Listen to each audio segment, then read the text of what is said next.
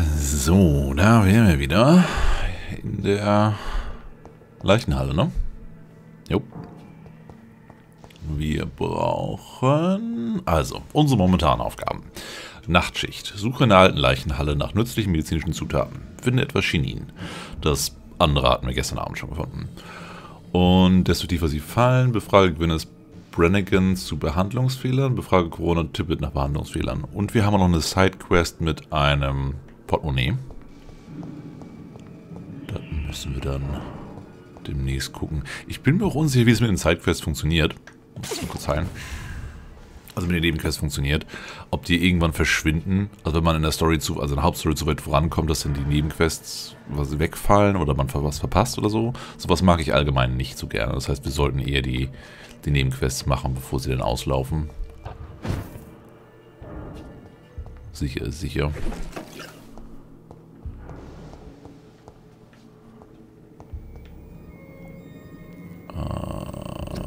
Wir können nichts herstellen. Doch ein so ein Ding. Da müssen wir noch gleich rausfinden, wie man das hotkeyen kann. Eine rätselhafte Formel. Oh. Behandlung gegen Erkältung. Bronchitis, Lungenentzündung. Was ist das hier? Erschöpfung, Blutvergiftung, Blutarmut. Gibt es denn hier auch eins gegen die Grippe? Die spanische? Kopfschmerzen, Migräne und Neuralgie. Behandlung gegen Migräne? Also schon, ne? Wobei, harte Drogen. Die hatten es damals ja so mit Drogen und dergleichen. Also eventuell ist hier Behandlung gegen Migräne einfach, gib dir mal ein bisschen Opium. Mal gucken.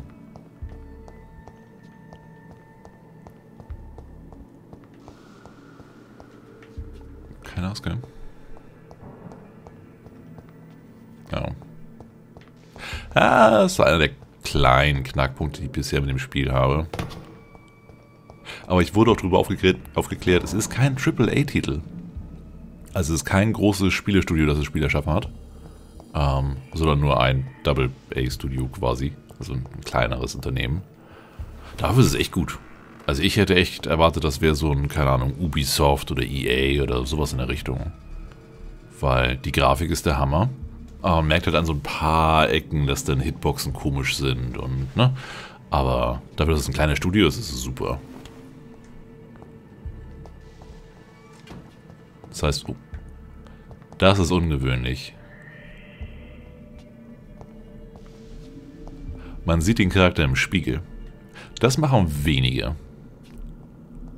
Weil es halt recht viel Ressourcen fressen kann. Aber es ist nur der Charakter selber, ne? Es ist nicht Teil der Umgebung, das ist noch zu verschwommen alles. Weil da müsste halt die gesamte Umgebung zweimal gerendert werden. Das ist halt freaky. Also ja, grafische Effekte sind super.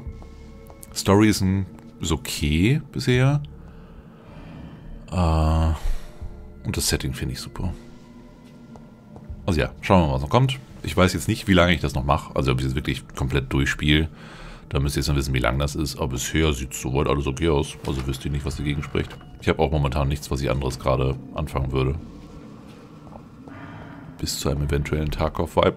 Selbst dann weiß ich noch nicht, ob ich es spielen werde. 3 Schilling. Hier waren wir doch schon, ne? Ja.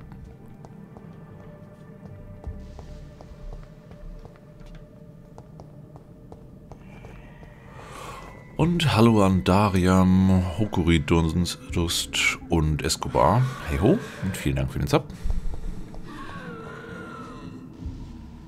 Ich höre hier was Komisches. Oh, hi.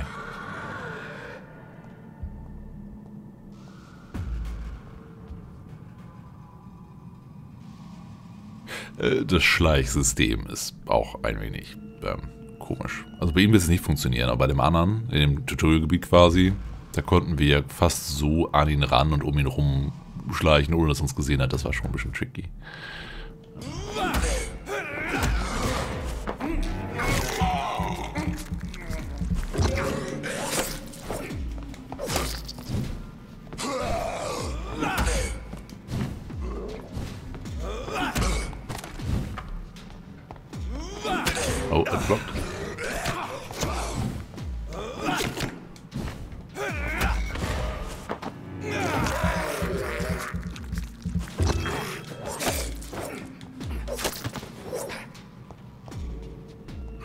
gerade? Oh, warum reagiert er nicht mehr? Wegen dem Biss noch? Hm. Okay.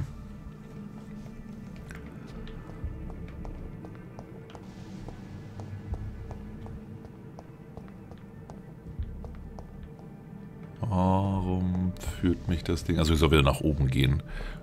Können wir hier auf eine Karte gucken? Gibt es eine Indoor-Karte?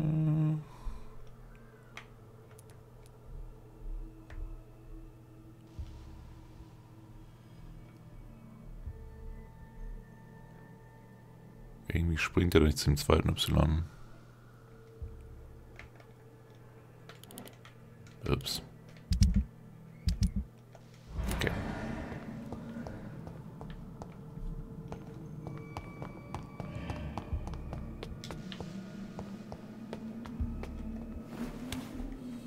War wieder ein Typ.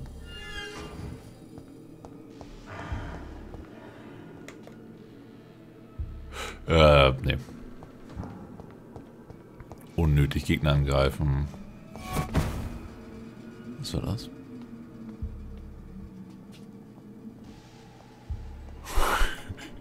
Ich habe vorhin noch ein paar Folgen Prey aufgenommen. Entsprechend bin ich noch ein wenig angespannt, was Geräusche und komische Bewegungen angeht.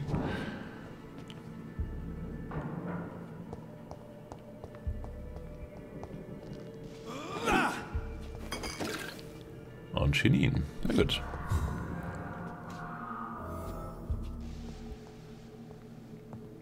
Stelle eine Behandlung gegen Erschöpfung her. Das müssen wir aber nicht hier drin machen, ne? Das heißt, wir sind jetzt hier drin fertig. Waren wir schon ganz oben? So rein der Vollständigkeit halber. Ja, hier waren wir schon mal. Ging es auch nicht weiter. Okay, dann raus.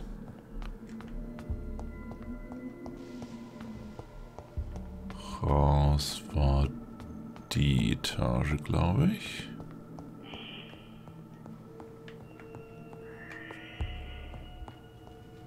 Liegt irgendwas hier rum? Nö, okay, dann raus.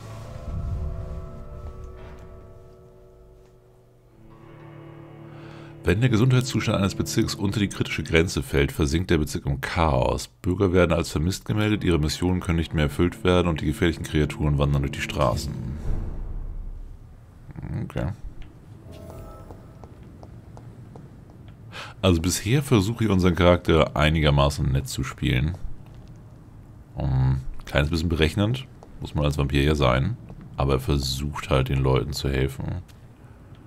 Ist noch nicht ganz klar, ob um wirklich nett zu sein oder um halt später mehr Erfahrungspunkte zu bekommen. So, das Gebiet hier ist befallen. Da müssten wir helfen. Hier waren wir gestern auch schon drin. Das war das, wo plötzlich dann die 16er auftauchten. Das heißt, wir sollten wirklich erst einmal zurück ins Krankenhaus, die Heilmittel herstellen für die Aufgabe und dann vielleicht die Nebenquests machen.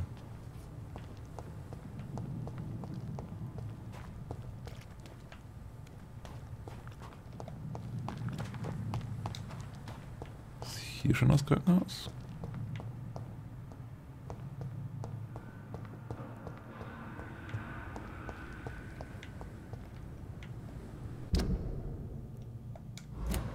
Geradeaus und rechts.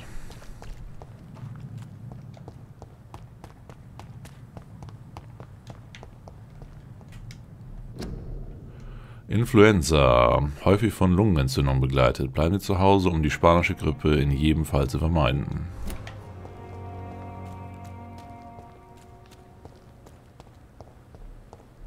Ja, das hatte ich gestern nicht im Kopf. Dass es halt 1918 spielt oder was?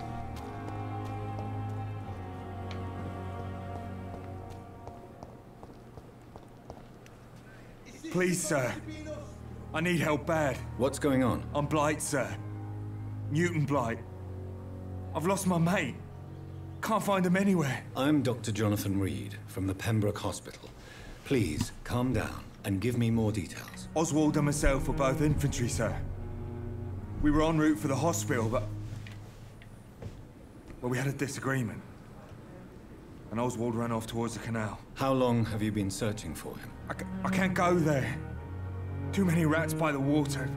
Fucking rats. Can't stand them since the war, sir. Can't stand them at all. Don't be ashamed, Mr. Blight. Many soldiers who survived the trenches suffer from musophobia. I'll see what I can do for your friend. This is a dangerous part of town. What are you doing here? We were looking for the Pembroke Hospital. We both need help. Treatment, I mean. To get some sleep. Just need to feel better, sir. What can you tell me about your friend? His name is Oswald Thatcher. We survived the war together. Oswald is nervous and quite fragile since we came back from the war. What can you tell me about yourself? I'm Oswald's best friend. We served in the same regiment, sir. We've taken care of each other since we came back from the front. Sein Gesicht erinnert mich auch an ein Bild. Das macht halt in Social Media so ein bisschen die Runde von einem Soldaten, also einem jungen Typ, der jetzt im Krieg eingezogen wurde. Also ich weiß nicht, ob es Erster oder Zweiter Weltkrieg war, ich glaube Erster. Und wie normal er davor aussieht und dann irgendwie ein paar Monate Krieg und sein Gesicht ist richtig eingefallen. Man sieht die Wangenknochen wie bei ihm hier auch. Aber der Blick ist halt wesentlich dumpfer als bei ihm hier. Ja, heftig. I have all the information I need for now. If I find anything out about your friend, I'll let you know as soon as I can. Thank you, Dr. Reed.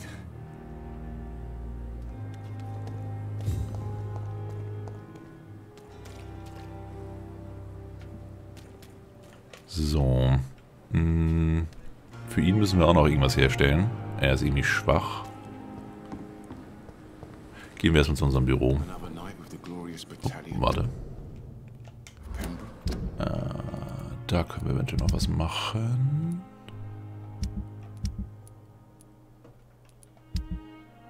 Wo sind die Quests? Das sind die Hauptquests. Wo sind die?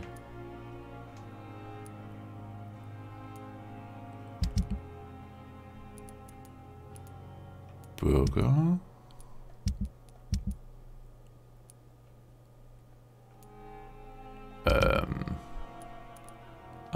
Untersuchung.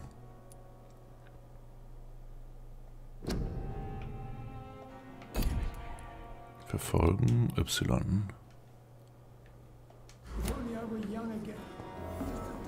Oh, ist doch nicht deins. Good evening, Milton. Good evening, Doctor. Still trying to save lives? Ah, doch, da. Das heißt, das Y oben ist wirklich nur für die Hauptquests, nicht für die Nebenquests. I have some good news, Milton. What? The epidemic? I retrieved your wallet with all the money and a certain picture. Well, yeah, Pippa Hawkins is my girl. So what? Is it the difference of skin colour that bothers you? Not at all, Milton. Good. Please, take this money anyway. To remind you to keep your mouth shut. Not everybody is as broad-minded as you, Dr. Reed. Wollte ich gerade schon sagen, weil wenn es 1918 spielt, wäre es komisch, wenn Rassismus vollkommen ignoriert werden würde. Und er war halt gleich angespannt, weil er mit einem Angriff gerechnet hat. Und ich denke, das werden wir noch öfters sehen. Aber das macht das Spiel auch einen Ticken authentischer. Nicht angenehm, aber das ist ja auch nicht Sinn des Spiels, angenehm zu sein. So, sonst haben wir hier aber kein Interesse erstmal. Heißt, wir können wieder... Wo war das jetzt genau? Hier ist abgehakt. Ja. Dann das Ding. Dr. Tippets Bericht über Samuel Connors Tod gelesen. Befrage die und die. Das heißt, dich xen. Gab auch gute Erfahrungspunkte. Also die Nebenaufgaben lohnen sich auf jeden Fall. Ich denke gerade, da wir auf dem höchsten Schwierigkeitsgrad spielen. War doch höchster, oder? Oder zweithöchster? Könnte es sich lohnen, die Sachen zu machen. Nur für den Fall, dass es später schwieriger wird. Auch weil wir halt nicht jeden gleich aussaugen wollen. Dadurch werden wir wahrscheinlich noch schneller stärker. Sei es drum. Erstmal zurück zum Büro. Da dann das Erschöpfungsdingens herstellen. Und kurz ausruhen, damit wir unsere Punkte ausgeben können. Weil mit 900 Punkten sollten wir schon ein bisschen was einkaufen können. It's locked. Ach, hier war unser. Da.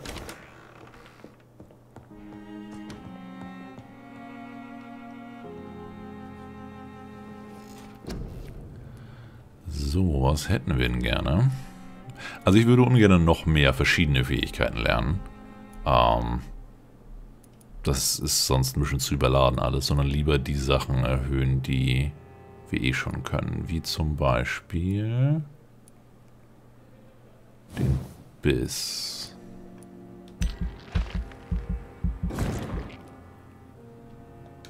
Dass der mehr Schaden verursacht, weil ich beiß regelmäßig, um neues Blut zu bekommen. Dann irgendwas Passives. Mehr Gesundheit, mehr Durchhaltevermögen. Kannst jetzt 3 Serra mit dir tragen. Die Serra haben wir noch gar nicht benutzt. Das sind die Spritzen. Anzahl an Kugeln, die du tragen kannst.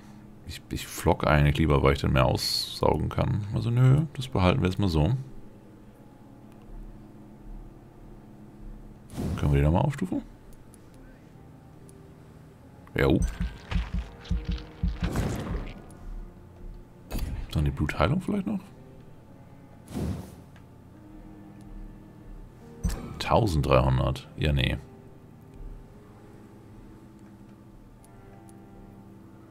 Du gibst mir Blut, um dich sofort zu heilen und zusätzlich deine Gesundheitsregeneration zu erhöhen. Du tausche zusätzlich sofortige Heilung gegen eine bessere Regeneration. Also wenn man weiß, dass man im Kampf eh ein bisschen ausweichen kann. Mal gucken. Das kann also noch einen Tick warten.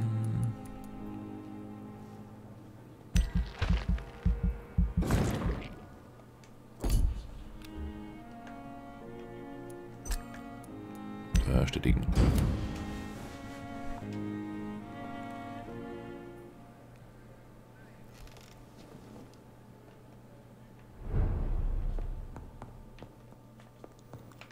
Dann craften. Also wir... Mist.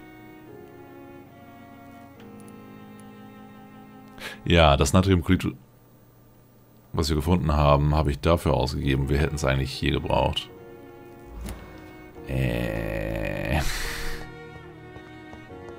Okay, müssen wir uns weiter umgucken.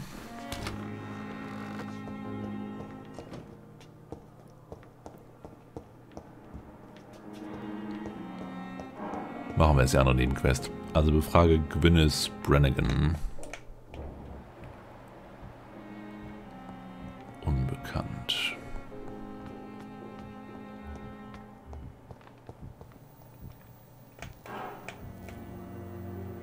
Good evening, miss. I'm Dr. Reed, the new surgeon at the Pembroke Hospital. And who are you? Your name has no meaning to me, mortal. You're nothing but dust blown by the winds of eternity. I beg your pardon? What are you begging for, mortal? My clemency? Well, tonight maybe I'm inclined to mercy. You'll never forget the night you met Thelma Howcroft. You keep calling me mortal. Why is that?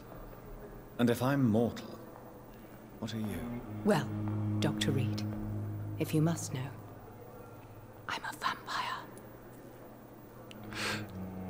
Das ist lustig. Mal gucken. Skyrim sagt: Hi Gerogon, wie versuchst du momentan als Vampir zu spielen? Durstig oder eher zurückhaltend? Weil allgemein finde ich Vampire ein bisschen albern, die die Maskerade brechen. Also wenn man Vampire the Masquerade gespielt hat. Die halt zu offensichtlich sind und zu sehr der Blutgier nachgehen. Also ja, man kann dann kurzfristig stärker werden, aber meistens zieht man zu viel Aufmerksamkeit auf sich und stirbt. Man sollte da eher ein bisschen taktischer und langfristiger vorgehen. Und so versuche ich den auch zu spielen. Also wir versuchen jeden zu heilen, mit jedem einigermaßen klarzukommen. Wenn dann aber irgendwann eine Situation kommt, wo wir wirklich schnell Macht brauchen, würden wir dann aber auch keine Skrupel haben, einen davon zu opfern.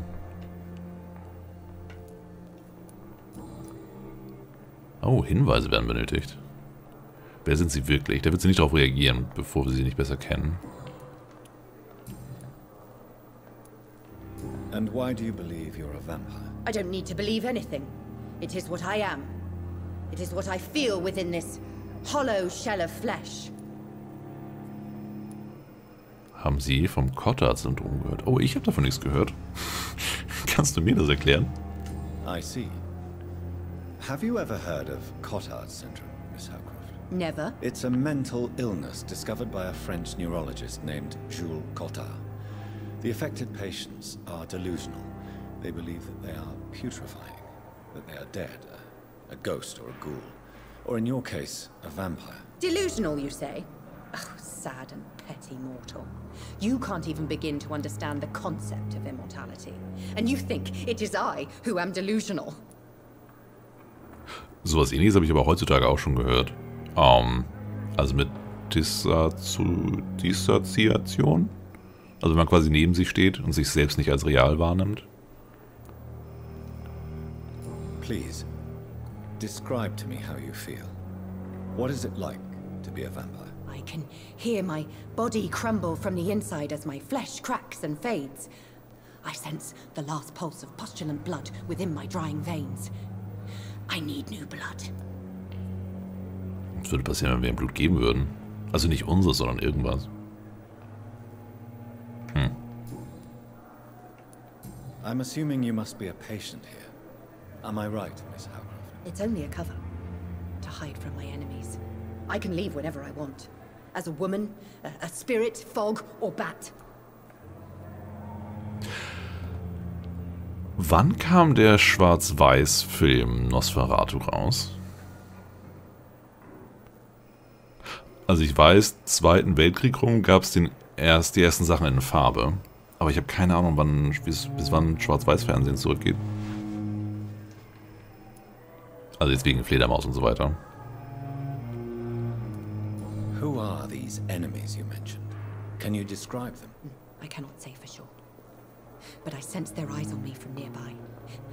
I feel them watching me every time I visit the garden near the morgue. Das könnten die Skull gewesen sein. The staff here are not your enemy. They're here to help you, to care for you. I'm not speaking of the doctors in white. I'm speaking of the men and women who hunt me. For I am a vampire. I see. Don't worry. These people will not find you here. I'll personally make sure they leave you alone. Thank you, mortal. But do not interfere with them, for you are no match for those that hunt me.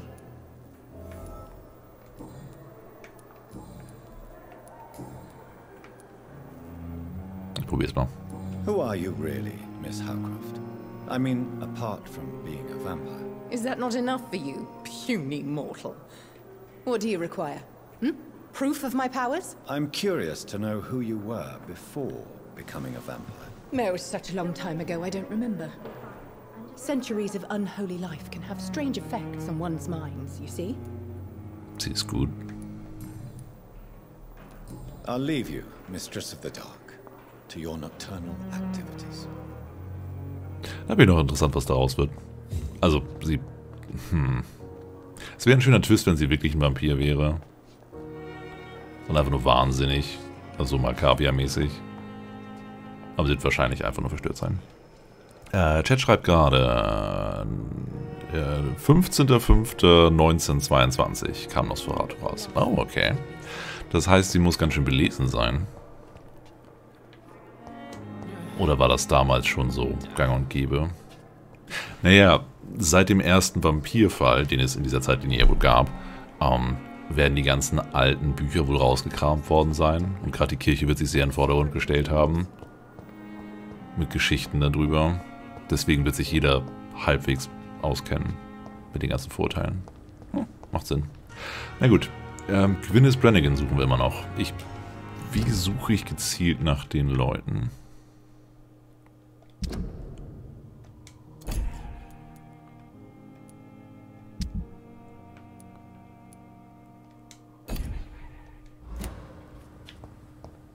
Also der Kopf, da ist es, ne?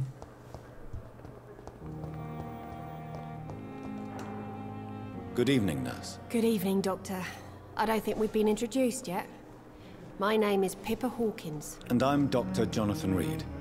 Dr. Swansea has recently offered me a position in this hospital. Well, it's a euphemism that your help will be appreciated, Doctor.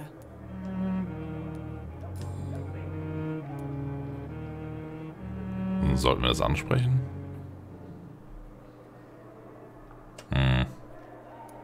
Also allgemein würde ich in seiner Situation nicht solche persönlichen Sachen ansprechen. Aber von der Spielmechanik her könnte es halt irgendwas freischalten. Gucken wir mal. Pippa, I know you're very close to Milton Hooks. Yes. Milton Hooks is my man. If you want to report me for that, just feel free, Doctor. I have no intention of reporting you, Nurse Hawkins. But are you aware of the risks? The rules say I won't be allowed to work as a nurse anymore. But here at the Pembroke, we break rules all the time. Is he worth the risk? Hey, I'm no perfect woman, and Milton is not the finest bloke. But we do our best to get by. That's all any of us can hope for nowadays. Sie hätte hier nicht mehr arbeiten dürfen, wenn sie mit einem Farbigen zusammen wäre? Hm.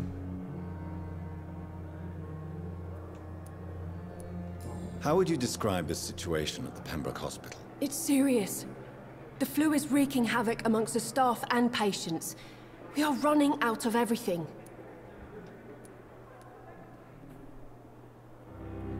Die spanische Grippe wird nicht ewig dauern. Ja, und in 100 Jahren bloß wiederkommen. Nurse Hawkins, the Spanish flu won't last forever. Even the Black Plague didn't kill everyone. I wish I could believe you. But what if this epidemic was worse? What if in the end, nobody was spared? You must get a hold of yourself, Nurse. Sorry, I'm exhausted. No one has any idea when this epidemic will be over. How is the Pembroke staff coping with the epidemic? Well, not well. Milton, the ambulance driver, is even more grumpy than usual, especially concerning doctors. Why is Milton grumpy on a daily basis? Is it just an act? Milton's not the kind of man who's bothered about a bad reputation, whether he deserved it or not. Oh, sehr schön, neuer Hinweis. Why does Milton dislike doctors? I don't know. Just ask him. But be warned, Milton is not the chatty type.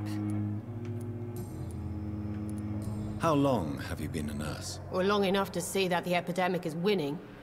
And no matter how qualified you are, don't tell me you'll change that.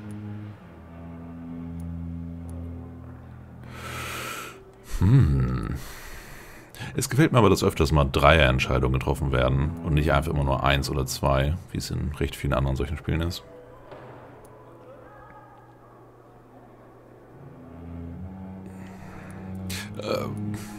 Unser Charakter ist eigentlich jemand, der sich mit Blut auseinandergesetzt hat zu seinen Lebzeiten. Mit Krankheiten kennt er sich wahrscheinlich nur bedingt aus.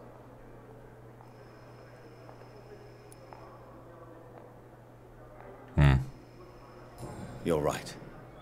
When dealing with such a terrible disease, one must remain humble. But that doesn't mean we shouldn't try our best. Sorry, Doctor. I don't want to sound bitter, but I'm just too tired to give a pep talk like Nurse Brannigan. Ne, okay, sind durch. Goodbye, Nurse Hawkins.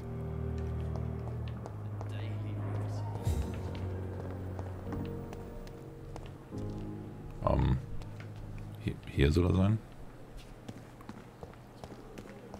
Hier stand bis eben gerade noch Milton. Oh, es ist einfach nur eine Markierung auf der Karte, dass hier in dem Gebiet irgendwo der Typ ist. Mist.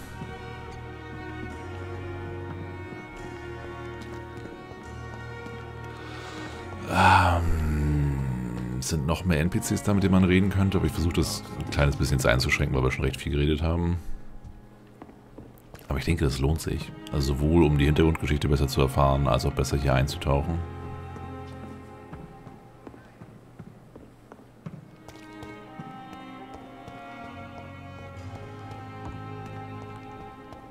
Also, Gwyneth Brannigan, Corcona Tippets.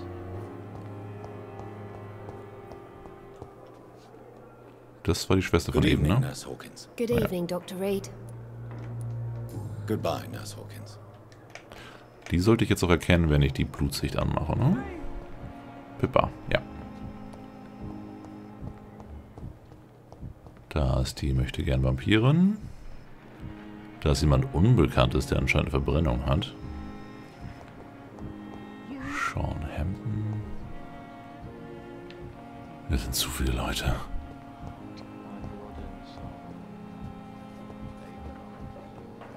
Das sind Ärzte. Ah, machen gerade Visite. Good evening, Doctor. I believe we're going to be working together. Dr. Reed. Dr. Swansea informed us of your arrival, but I could not dare to believe we'd have such good fortune. Such an honor, sir. Thank you. And you are? I am Thoreau Strickland, Dr. Thoreau Strickland. I'm a great admirer of your work, Dr. Reed.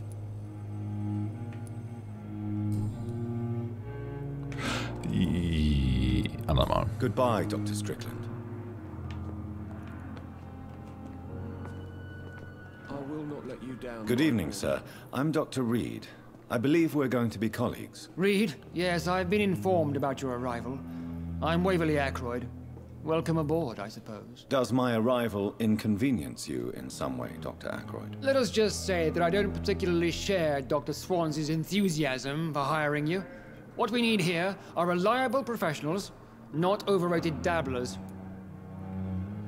Ist ein guter Punkt, den er anbringt, weil wirklich vielen Patienten helfen tun wir ja nicht. Thank you for your time. We'll talk later. Wir laufen eigentlich rum, machen unser Ding.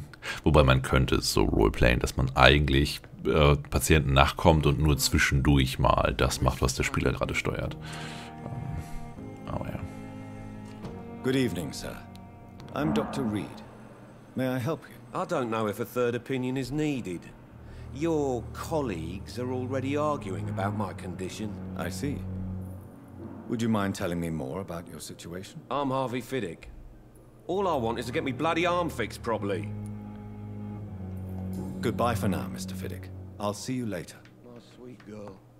Erstmal nur wichtig, alle einmal angeklickt zu haben, damit man weiß, wer ist. Oh, 2000 Erfahrungspunkte für ihn. Du ernährst dich gut, ne? Dorothy Crane. Wer auch immer den Hut hat, ist ein Vampirjäger. Du. Oh. Das ist ein Blumenhut. Ja gut, vielleicht doch nicht. Good evening. I'm Dr. Reed. Can I help at all? No, Really? Why are you here then? I don't want to talk. My throat hurts too much. I suppose that this pain is the reason you're here. Is someone taking care of you? Yes. And no. Could you at least tell me your name, sir? Mortimer. Mortimer Goswick. Und er wurde gebissen, ha? Tell me about yourself, Mr. Goswick. I don't want to talk, Doctor. Wenn er Halsschmerzen hat, wahrscheinlich nicht. Wir könnten ihn mesmerieren. Medizinische Untersuchung. Do you need any help? I'm afraid I may, sir. I don't mean to be a burden. I will see you later. Stimmt. Also wenn wir später regelmäßig Medizin herstellen können, sollten wir wahrscheinlich auch so gut wie jedem was geben. Also nicht nur, um nett zu sein und dafür zu sorgen, dass sie mehr EP bringen, wenn wir sie aussaugen irgendwann. Sondern auch, damit sie einen mehr mögen und vielleicht mehr öffnen, was bestimmte Informationen angeht.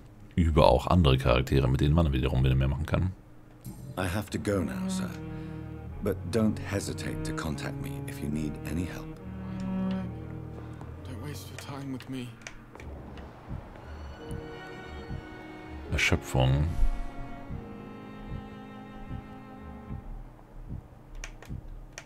Du bist die Mom?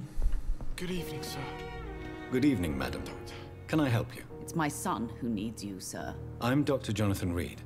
How can I help your son? I'm Beatrice Goswick, mother of Mortimer Goswick. Could you check on him, please, Dr. Reed? I've heard much of your talents as a physician. Hat sie. Ungewöhnlich. Goodbye, Mrs. Goswick.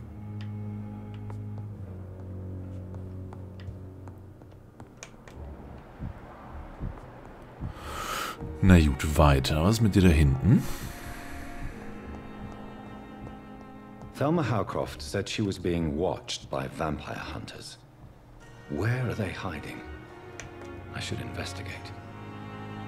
Nimmt unser Charakter das ernst? Good evening. I'm Dr. Reed. Always a pleasure to meet a colleague, sir. Especially when he was supposedly dead. A colleague? Are you a doctor too? Not anymore, sir. I used to be Dr. Rakesh Jadana. Now, I'm just Mr. Jadana, pawnbroker and humble guardian of this morgue. What do you mean? You used to be a doctor. Was your license revoked? No, sir. It is just that I like to be precise. I run a little pawn shop while taking care of the dead. But I used to be a real doctor.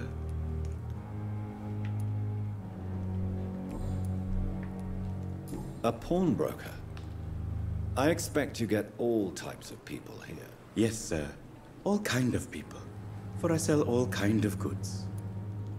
Das muss ihm ziemlich gut gehen, wenn er einen weißen Anzug, blauen Blazer, Krawatte und alles tragen kann. Alles ist ordentlich. Who comes here to trade with you? It's very unhygienic, even unsafe. Diseases can spread. For the customers, for the hospital. I'm very cautious, sir. I've been a doctor, remember? And all my clients are good people. In fact, I think I only know good people. Es trägt aber keiner eine Maske. Das war damals auch schon ein Punkt, ne? Also ich glaube, damals gab es auch schon eine Bewegung für Masken. Müsst ihr mal recherchieren. Also ich hätte zumindest Fotos gesehen davon. Also keine, so wie wir es heute kennen, aber halt irgendwelche Schals oder so. Aber wahrscheinlich wäre es im Computerspiel ein bisschen zu komisch, wenn alle Leute mit Masken rumlaufen würden. Man könnte keinen erkennen. Egal. Please show me what you have to sell. Of course. It's just trinkets and curios, really. But I'm sure they can be useful. Ich hätte gerne Naklo. Wie viel Geld haben wir? 118.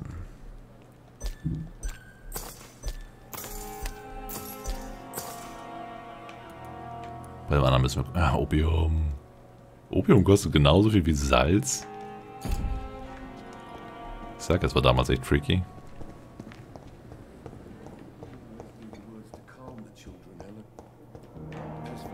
Okay, das ist jetzt geht's wieder hoch, wenn ich den Weg nach oben finde. Dann stellen wir zweimal was gegen Erschöpfung her. Einmal für die Hauptquest und einmal um irgendjemanden zu heilen. Wobei wir nicht unbedingt Leute im Krankenhaus heilen sollten, auch wenn das komisch klingt.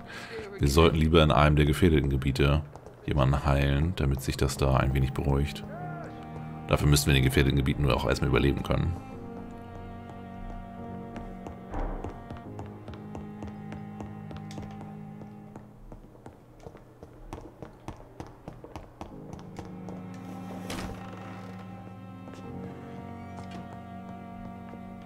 Nein, nicht schlafen. Ich versuche das mit dem Schlafen auch ein bisschen zu reduzieren, dass wir nicht eventuell die Gebiete ins Chaos verfallen lassen, weil wir zu oft geschlafen haben. Da bin ich mir noch nicht sicher, wie die Mechanik funktioniert.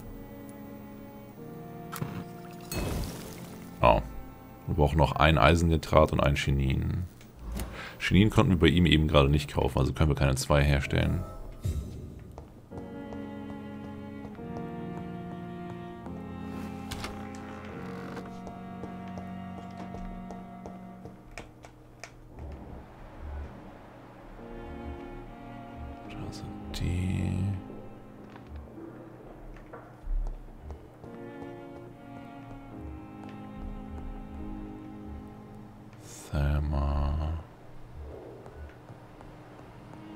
Der Typ, den wir suchen, ist hier gar nicht. Kann das sein? Also weder die Tippets noch der Brannigan. Hallo Jonader und AT und alle anderen, die dazugekommen sind.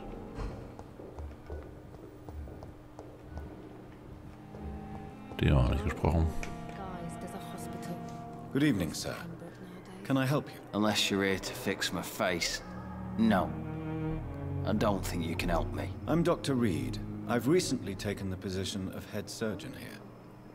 War injuries, am I right? You guessed right, Doctor. German shell took my pretty little mug right off. But they still call me Thomas Elwood.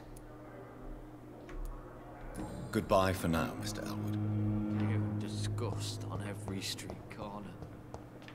The daily... It's locked, all right. Warum? Good evening, Mr. Hampton. how do you feel? Dr. Reed, is it? Oh, sir, I must apologize for my behavior. What do you mean? I was not myself in the factory. Fear and exhaustion made me say awful things to you, I'm afraid. You remained perfectly nice and polite. A little delirious, perhaps. But who wouldn't be after enduring an abduction? Thank you, Doctor. That's a relief. Now all I need to do is rest and return to my flock. Was machen Sie beruflich? Das sollte eigentlich offensichtlich sein. How do you feel, Mr. Hampton? Medically speaking, I mean. I feel exhausted. Beyond exhaustion, actually. William drank so much of my blood in his madness. I feel empty. You're in good hands here. Dr. Swansea is well versed in blood transfusion, and I'm sure he'll take the best care of you. Thank you, sir. I believe all I need is rest, and then I can go back to the people who need me. Goodbye, Mr. Hampton. We'll talk again later. Heißt aber auch, dass er nichts mit der Tür zu tun hatte. Okay. Ich dachte, er wäre irgendwie dafür zuständig oder hätte den Schlüssel oder irgendwas in die Richtung. Aber nein.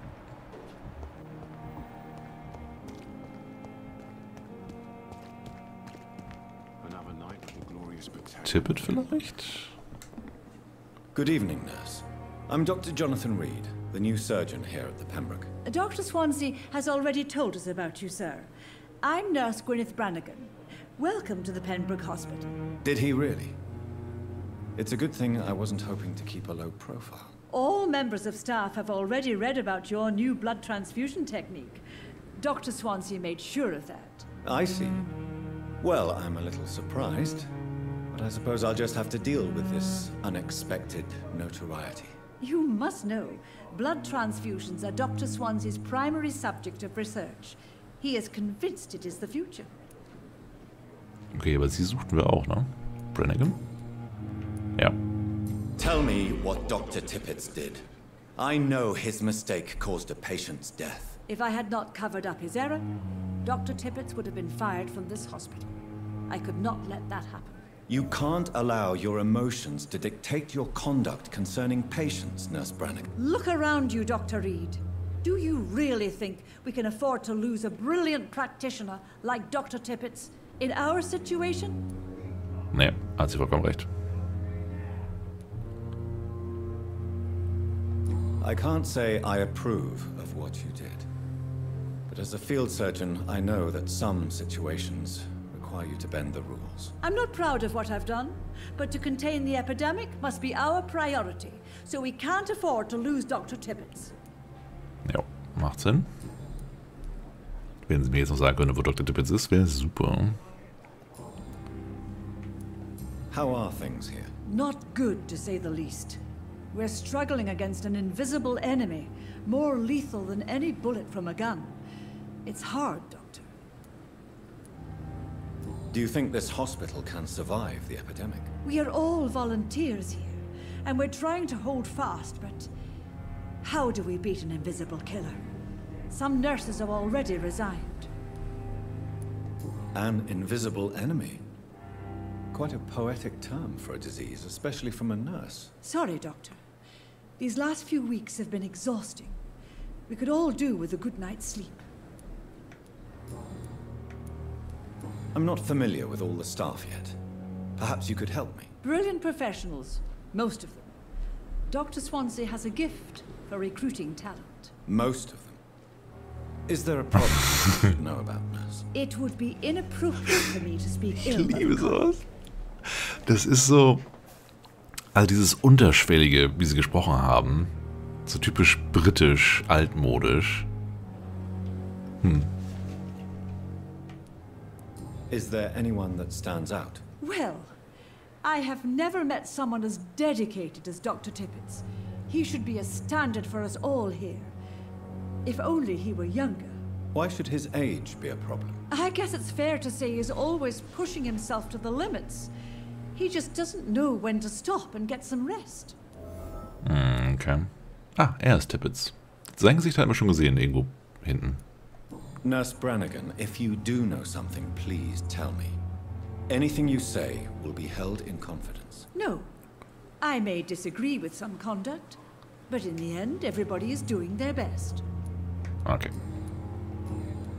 Dann danke Goodbye, dafür. nurse. Call me if you need assistance.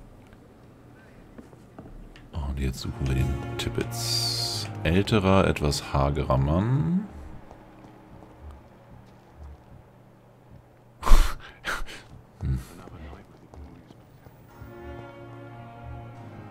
Sieht ähnlich aus, ne? Der Aykroyd. Ja, hab ich mir auch verguckt und ich habe den Aykroyd noch gesehen. Strickland.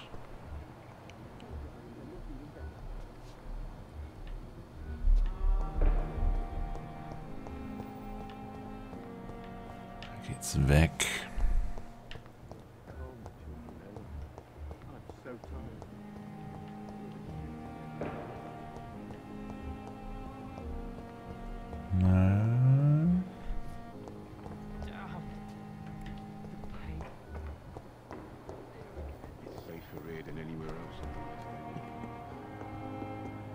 Wo ist die Unbekannte?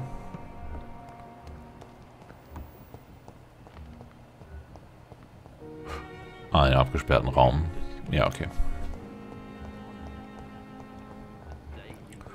Tippet!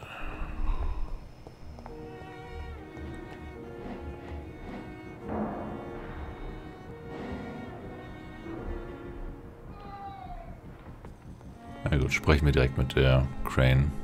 Das ist für die Hauptquest. Finally, you've returned, Doctor.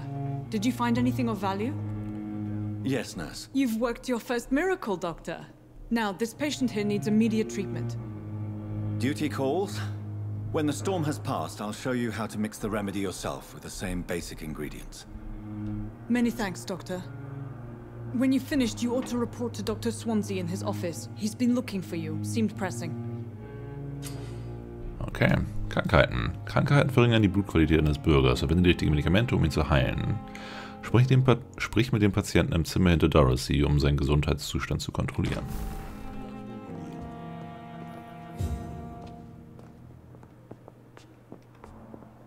Ach, er. I'm all right. Good evening, Mr. Goswick. How are you? I'm okay. Dann fragen wir jetzt mal genauer aus. How painful is your throat, Mr. Goswick? So painful I'd rather not talk at all, Doctor. Besten auf einer Skala von 1 bis 10. I'm sure you realize a doctor and his patient have to communicate, sir. Would it help if I gave you some paper and a pen? Not really. I see. Then maybe it's not just your throat that hurts, Mr. Goswick. Perhaps your sore throat is just the consequence of something more hurtful. Yes, maybe. But I don't want to talk or even write about it now. Okay.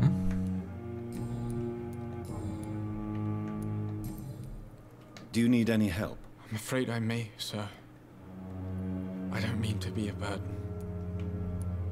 You are not a burden, sir. Healing you is my responsibility. And you have my gratitude for that.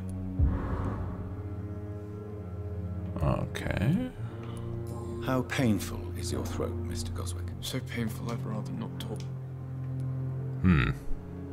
I'll let you get some rest, then. I'm all right. Don't waste your time with me. Also die Behandlung ist nicht sofort, was ich sehr gut finde. Was wäre ein bisschen albern, wenn die Krankheit sofort weg wäre. Ja, erholt sich. Keine gelbe Anzeige mehr. Gab aber auch keine weiteren Dialogoptionen. Also ich hätte irgendwie erwartet, dass er dankbarer ist nach dem Gespräch und nach der Verabreichung der Medizin. Vielleicht kommt das ja noch. Good evening, sir. Good evening, Doctor. How is my son doing?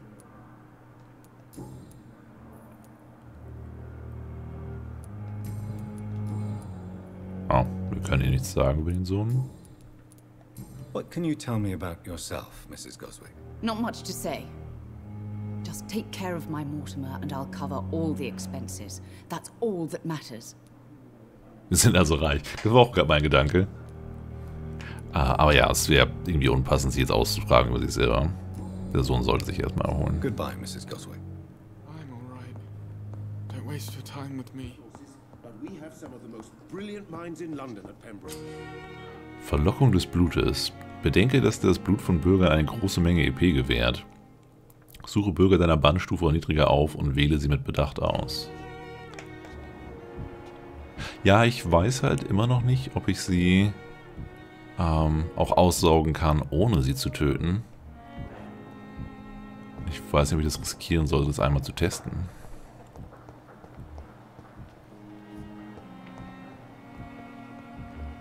Da hinten ist noch jemand sehr Auffälliges.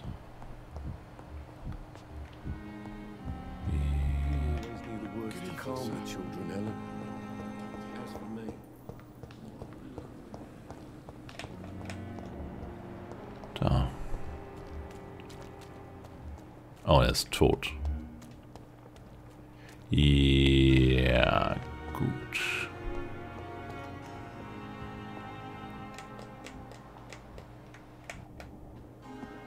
Oh, nee, ist er nicht. Aber ist nicht ansprechbar.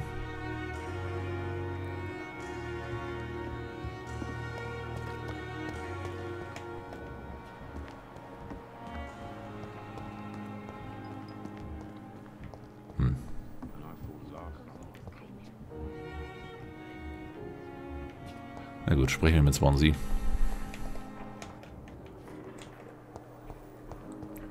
Das wäre hoch. Oh, wir waren noch gar nicht auf der anderen Seite, fällt mir auf. Aber es scheinen auch nicht so viele Büros zu sein. Oh, es geht noch im Kreis, okay. Swansea ist das Büro hier vorne rechts, richtig? Swansea, ja. Please, Jonathan, come in. Fascinating, is it not? In the last decade, so many mysteries have been brought to light with our microscopes. The human body, biology's penultimate frontier. Ganz schön große Schädel. The more we explore its boundaries, the less we're able to trace a clear line between life and death. You, my friend, have a foot in both countries. The view must be vertiginous. It's at least as vertiginous as chatting about vampires with you, I would say. This must be all so new to you. This area of town, the hospital, a brand new life. How stimulating it must be. I wish I could share your enthusiasm, Dr. Swansea. But my condition defies scientific categorization. Undead? Unalive? Immortality defies logic. I cannot express my thrill at this serendipitous turn of events. The world's most eminent specialist in blood transfusions, a vampire. One might say a gift from heaven.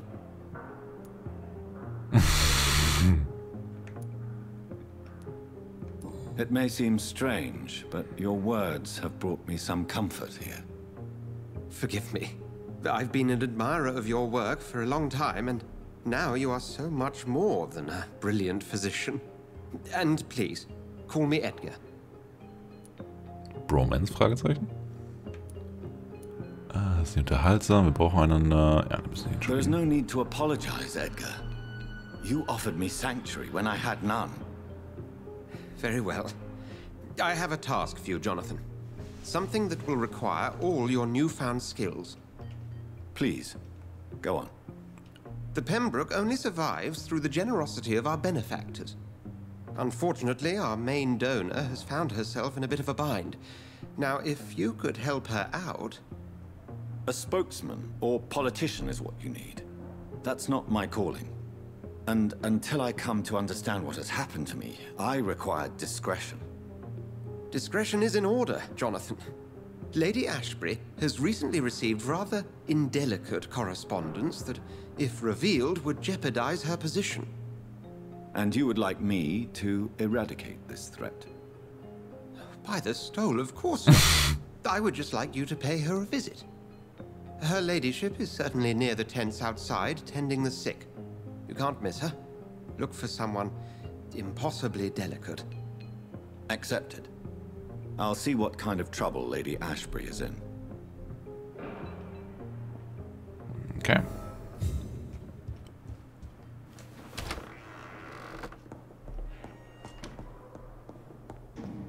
I cannot enter.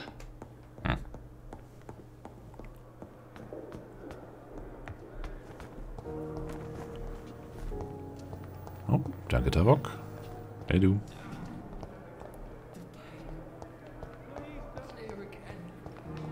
Jemand absolut zierlich suchen wir. Draußen bei den Patienten. Da.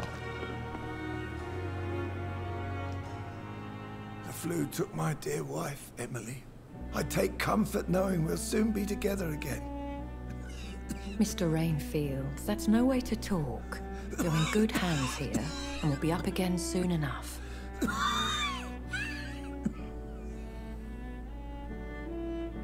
Now do me a kindness and get some sleep. I'll be back round later. Your words are kind, the blessings of an angel. To the sweet, sweet Lady of Mercy.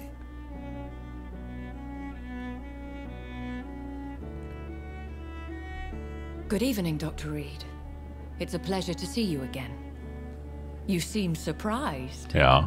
Dr. Swansea has brought me up to speed concerning your recent appointment to Pembroke Hospital. You're a vamp... the lady who saved me that night, before vanishing into thin air. I remember you from the pub with Dr. Swansea. Indeed. Allow me to introduce myself formally this time. My name is Lady Ashbury. I remember you well, in spite of the brevity of our encounter. Okay, aber sie sieht kein bisschen zierlich aus. Sie ist ein Ticken kleiner, ja, aber... Ich hätte jetzt irgendwie ein junges Ding erwartet in irgendeinem frilligen Kleid oder so, aber nicht sie. Sie hat ein Faible für Vampire. So it seems our Dr. Swansea does indeed have a fascination for creatures of our constitution. Dr. Swansea is a remarkable man. Dedicated, one might say, obstinate? Verbissen ist auf Deutsch besser. Compiling our bestiary. I hope you're more disposed to answer my questions now. You must have countless questions, but our rather urgent matter first. Swansea has explained. My cover, if you prefer, has been compromised. Ich bin hier, um Ihnen zu helfen. Dr. Swansea has commissioned me to be your agent in this matter. You could start by explaining what's amiss. These past insufferable weeks, I've been the victim of extortion. I've made a first payment, but the blackmailer grows greedy. I must refuse his most recent demands.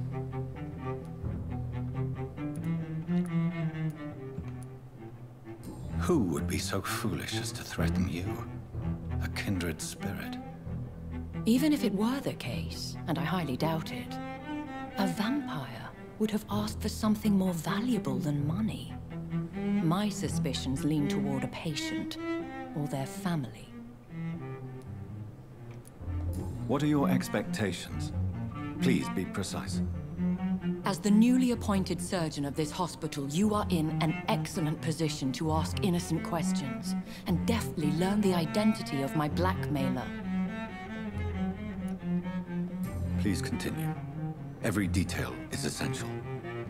I'm your man. My embarrassment in this matter is eclipsed only by my shame at having put the hospital at risk. The threat from our anonymous scoundrel is clear. A list of dates. My visits coinciding with the dates of suspicious patient deaths due to massive blood loss. Ja, da sollten wir gleich mal nachfragen. Erstmal danke, Ragiman. Is it true? Now aren't you the blunt one? Nee, ich würde schon ganz gerne wissen, ob du hier regelmäßig Menschen tötest, weil wir mussten das bisher nicht, also zumindest keine Unschuldigen, die uns nicht vorher angegriffen haben.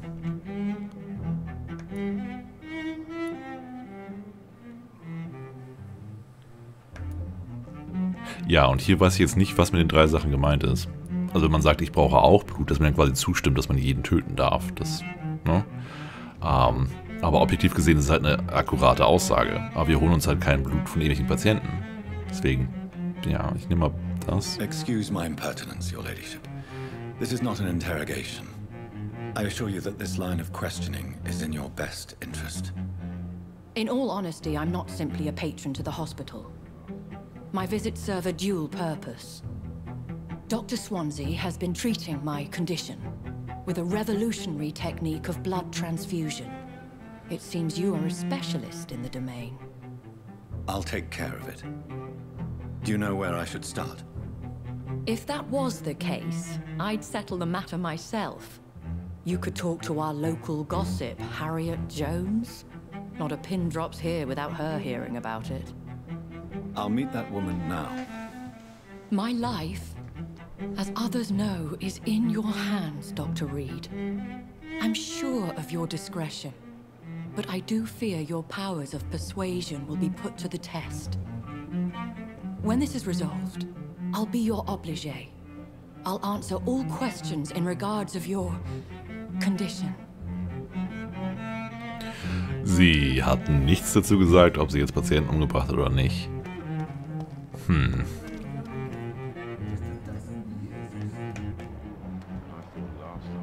Na gut, sprechen wir mit der Harriet.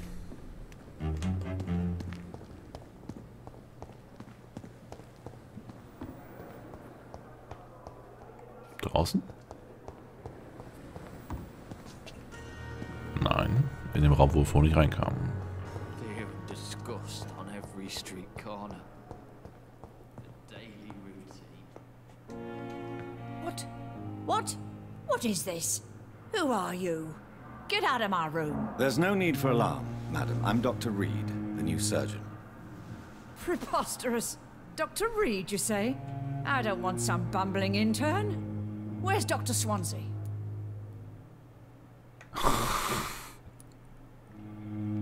Dr. Swansea is quite busy, and I need you to help me get acclimated. I have many questions.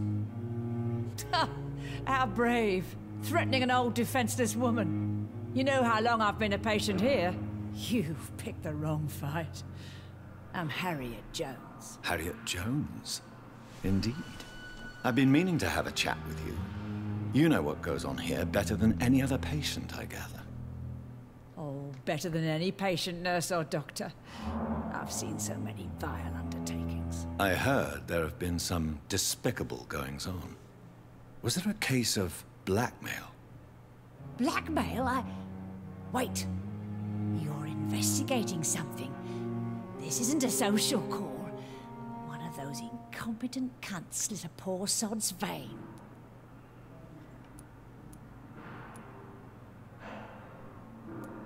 If I didn't know better, Miss Jones, I'd be inclined to say you enjoy this type of idle gossip. God's honest truth, Doctor. It's just the way it is here. Most of these bitches would let you freeze to death before getting you a blanket. Ja, man sollte in der Presse nicht unbedingt direkt darauf ansprechen. I assure you, madam, this is not an investigation into a possible medical error. Debauchery, then? Nurses Crane, Hawkins, Brannigans, whores, all of them. They can't keep their legs shut. I've seen them scratching slutty sores. Really? Well, if you have irrefutable proof, I'll not have the staff behaving in such a manner here.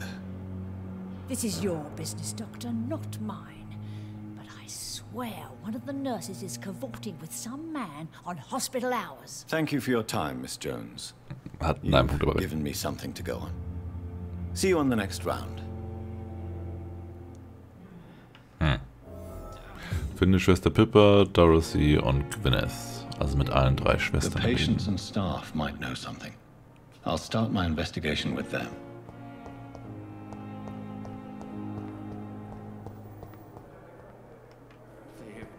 So eine Etage oben oder wo ist sie? Nee, sind alle unten.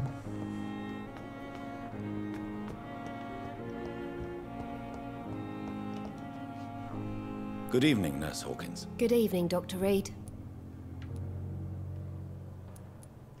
What can you tell me about the strange man visiting one of the nurses during her shift? Let me guess. You spoke with that old shrew, Harriet Jones. Do not pay attention to her, Doctor.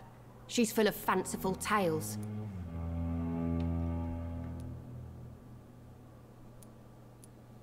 She could have been telling the truth about the mysterious man. That old witch will end up in hell soon enough. Who cares if a nurse finds some happiness where she can?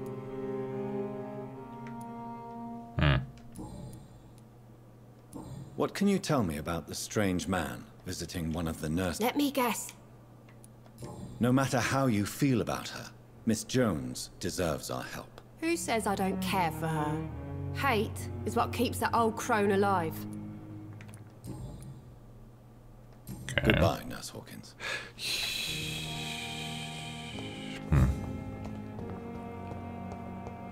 Es sind wenig Möglichkeiten bei ihr, aber okay.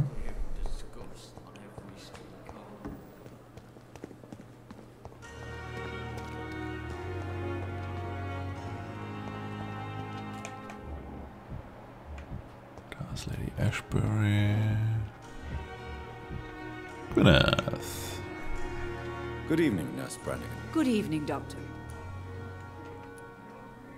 Have you seen a strange man visiting any of the nurses here? I've never heard of such a thing, Doctor. Do you know if any of the hospital staff have criminal backgrounds? The people who work here all come from very different backgrounds, Doctor. Just like the patients. Das hatten wir schon. Goodbye, Nurse. Call me if you need assistance. So, fehlt nur noch Dorothy Crane. Das ist die Schwester, mit der wir am meisten zu tun hatten bisher. Die uns auch begrüßt hatte mit dem Boot.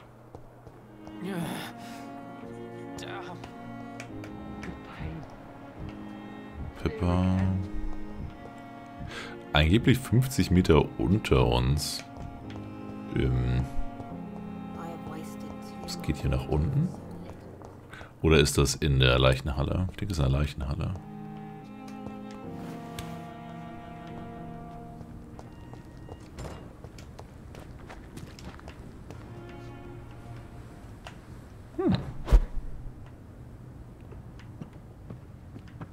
Wo sind wir denn hier gelandet?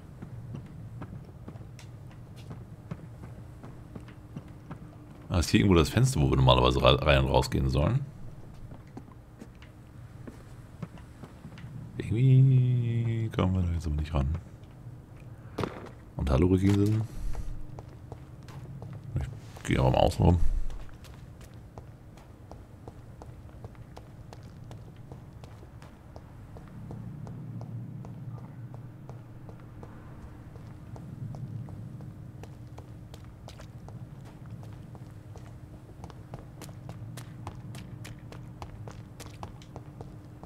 Da ist ein auffälliger Mann.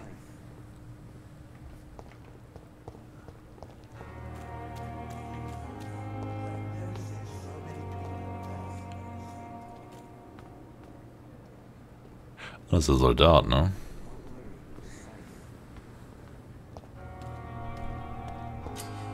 Lauschen.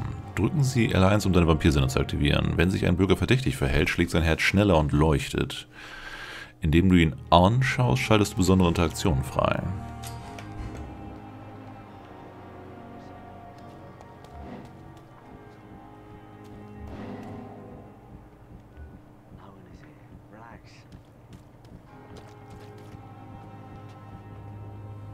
You're sure you don't come back with me? Nah, I have to see someone at the hospital. Be careful. You look so bad they may keep you as a patient. Fuck 'em. I don't like hospitals, or doctors. Well then, when you go back to Whitechapel, you may find this useful. What is it? A pass for a free medical exam by the best nurse available. Just read it. I don't read well, but thank you, I guess.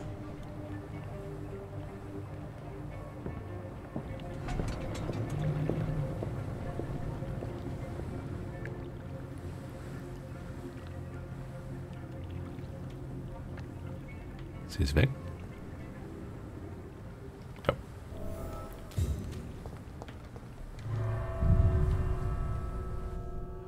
Na, wer war denn das?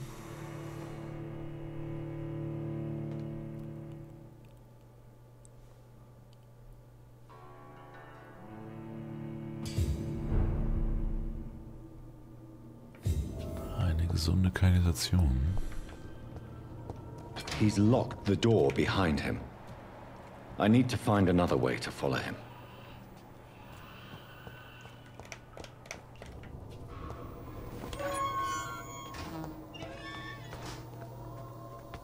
Scheint auch irgendwas an Viechzeug zu sein. Ich habe zumindest was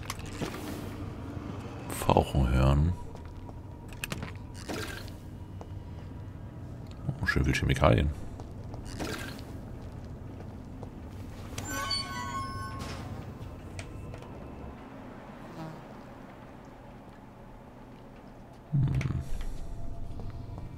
This man has been savagely attacked and dragged to the floor.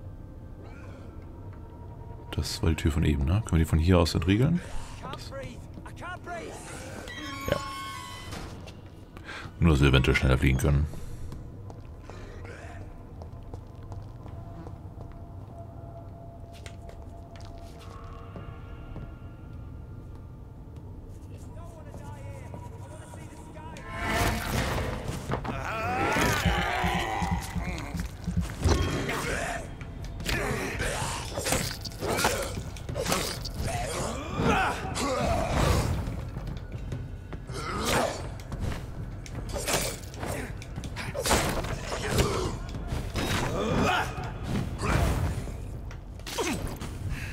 Räumen wir hier kurz auf.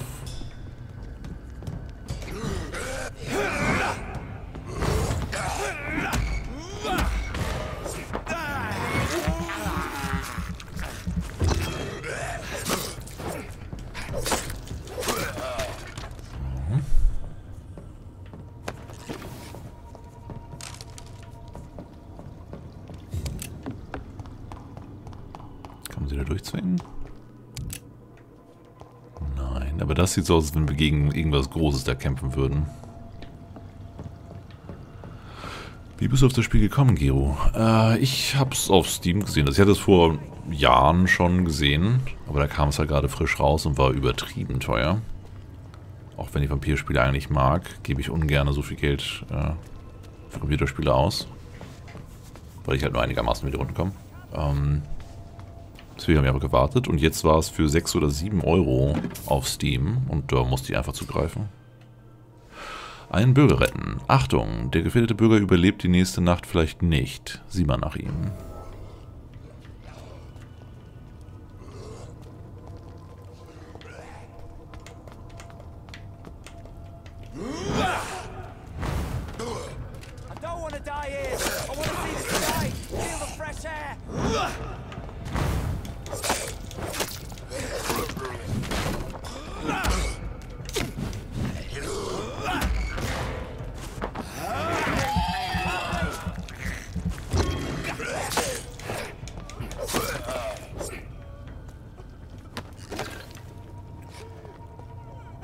Genie, ich glaube, wir haben jetzt alles für ein Mittel.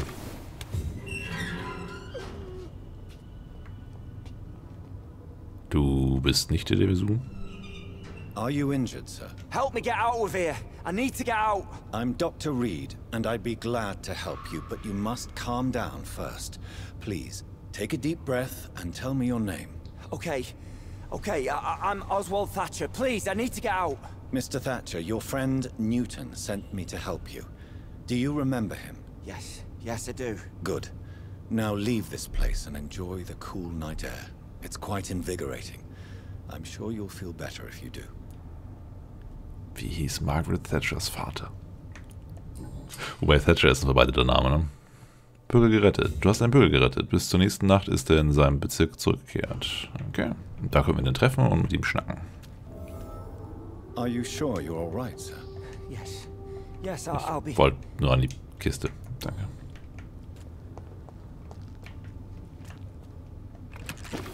Gut.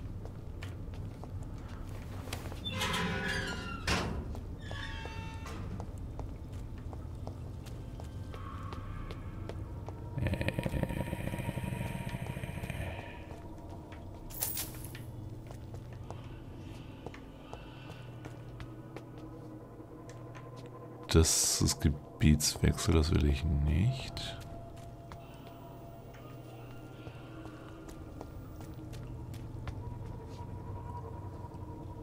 Thatcher ist wohl nicht ihr Mädchenname, oder?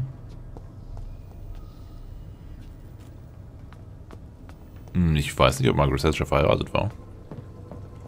Ob sie dementsprechend einen anderen Namen hatte.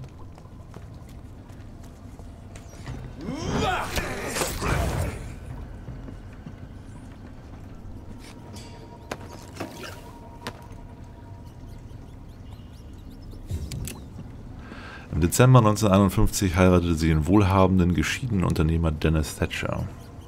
Okay, danke. Weil ich kann mir sehr gut vorstellen, dass in so einem Spiel ein paar von solchen kleinen Sachen versteckt sein könnten.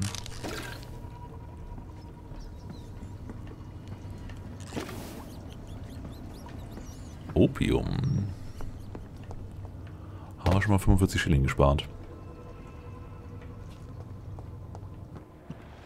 Ja, und hier werden wir gegen was Großes kämpfen, das sieht schon danach aus.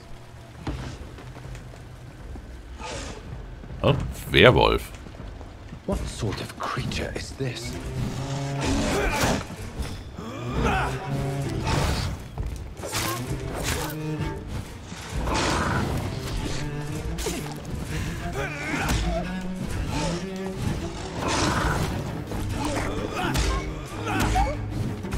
Oh, der jault.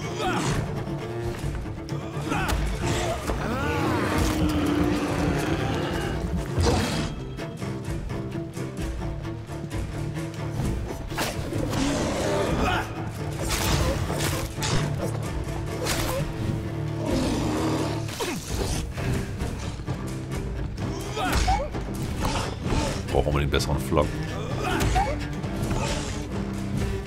Und vielleicht doch ein bisschen mehr Stamina, merke ich gerade. Das war in den meisten Kämpfen bisher nicht so wichtig, aber jetzt merkt man das schon.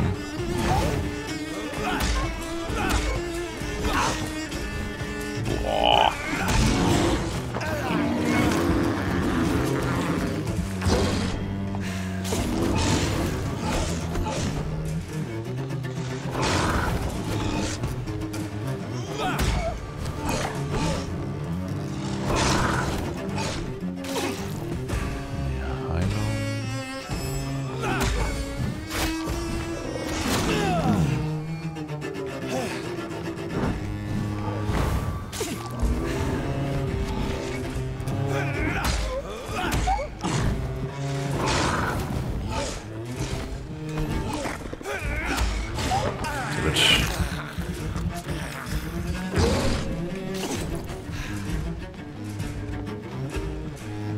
Heilung.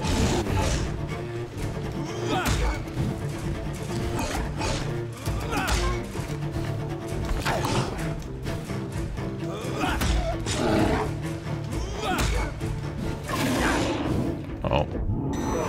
Nicht gut.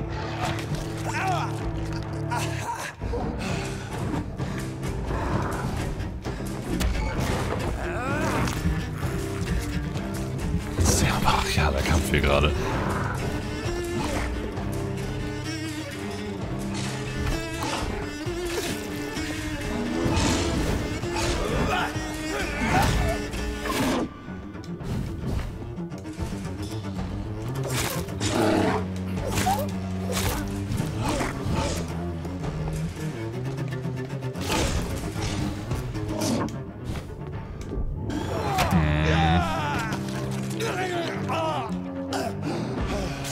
Heilt sie ja noch so durch, ne? Gott.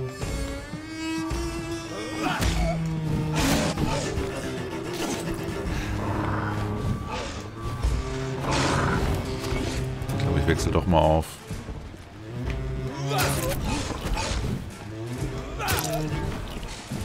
Kann ich im Kampf... Ja. Ich hätte gerne in der Zweithand eine Pistole.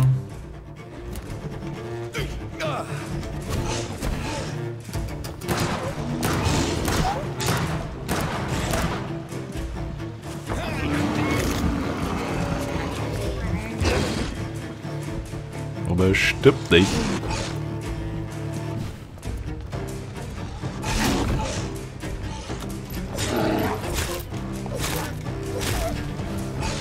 Kann ich mich hier zurückziehen? Nee. Also quasi. Ich habe keine Wahl, was das angeht.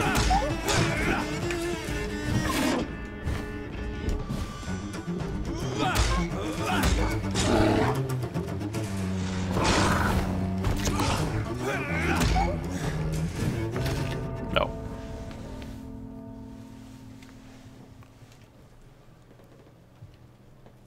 So, dann sehen wir jetzt, was mit dem Quicksave passiert.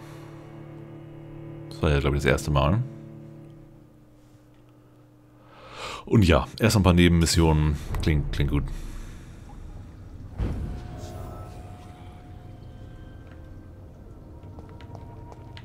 Und es ist direkt davor. Also sehr entgegenkommt.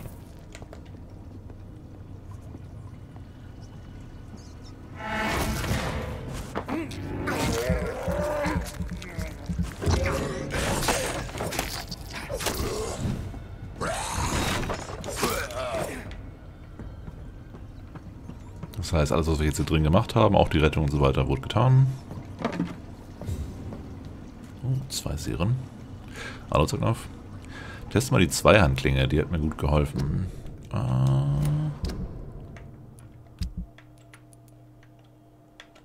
Hauptwaffe. Abgenutzte Sense.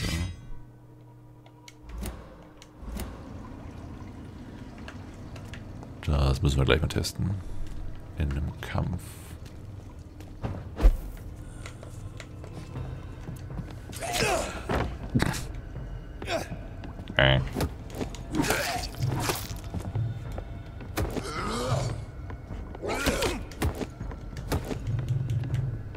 Okay, das Timing davon ist noch etwas ungewöhnt.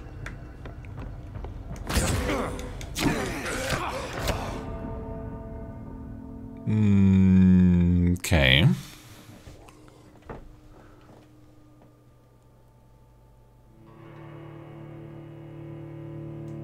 Ich glaube, es ist ein bisschen wie bei Dark Souls Spielen, das Parieren, dass ich nicht so wirklich der Fan von war.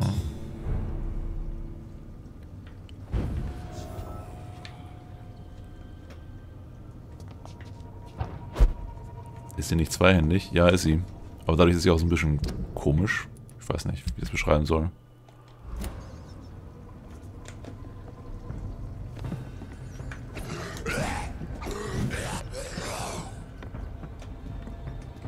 Wie wechsle ich?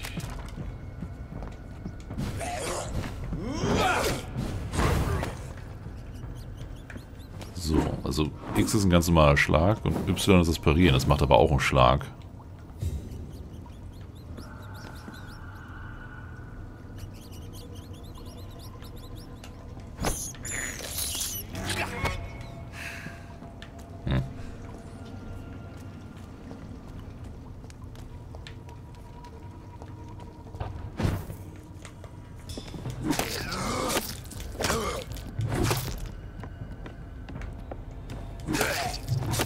Aber den kann ich halt nicht flocken und Blut saugen. Das mochte ich schon ganz gerne.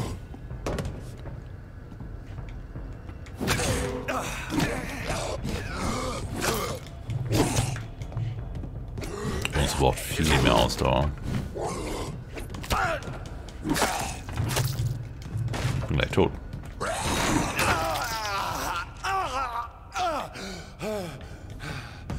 Oh.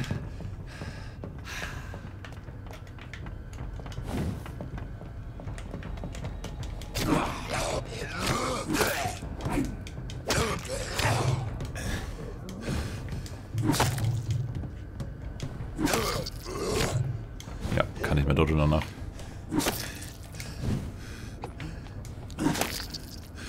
Das wird sofort weggemacht.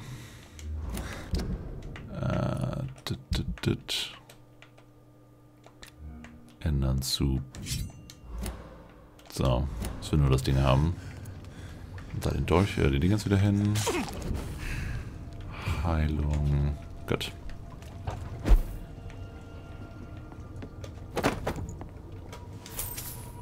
Ein paar Schilling mit. Wir haben 1300 EP. Das sollten wir definitiv nutzen, bevor wir irgendwas anderes machen.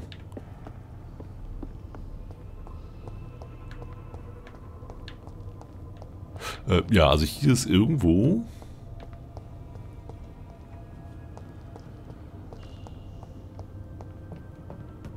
Reich des Gangsters. Die ist jetzt bei dem Bossraum, wo wir nicht hinwollen, ne?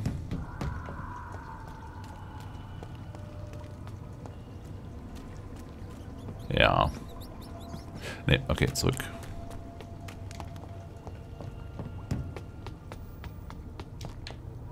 Nebenquests sind's also. Aber finde ich gut, dass wir jetzt auch in der Hauptstory schon so einen kleinen Stolperstein haben. Weil vorher war es halt für schweren Schwierigkeitsgrad doch recht gut machbar alles.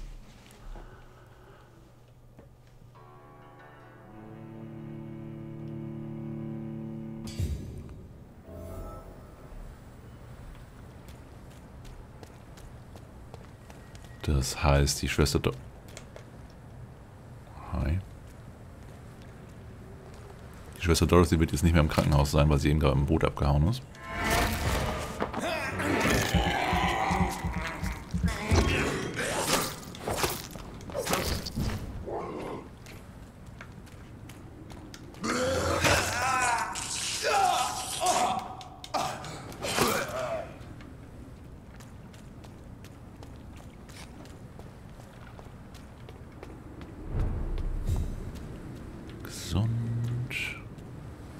Oh nein. Das waren die sofort... Ja, das waren die vorhin geschrien hatten, dass wir sofort ein Vampir sind, obwohl die es eigentlich gar nicht wissen sollten.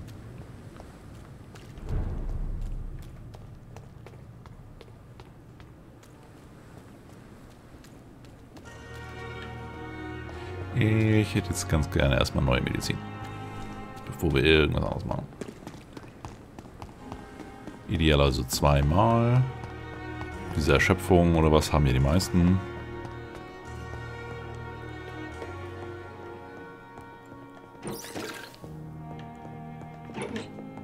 Klauen wir erstmal unser eigenes Krankenhaus.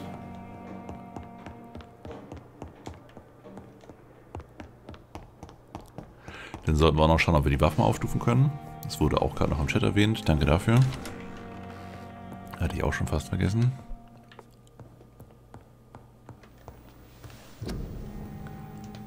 Also hier zum Beispiel. Schaden um 10% erhöhen können wir nicht. Das Aluminiumpulver fehlt uns. Sollten wir die Augen noch offen halten bei welchen Händlern. Bei der Pistole fehlt ein Abzug. Und das nochmal so aufstufen. Bräuchte eine abgenutzte Machete. Und noch ein Griff. Also ne, hier geht schon mal nichts.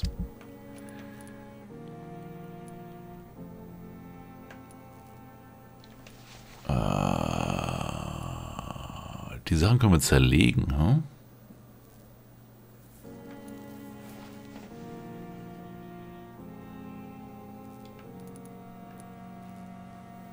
Rostige Pillendose. Niedriger Wiederverkaufswert. Dieser Gegenstand kann eine wiederverwertbare Pille zerlegen.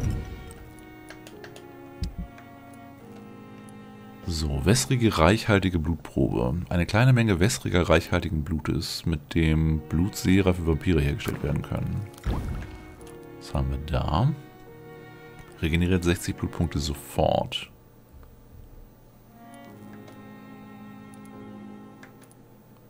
Braucht längere Kohlenstoffketten. Und Opium. Braucht aber nicht das Natriumchlorid und so anderen Kram, den wir sonst benutzen.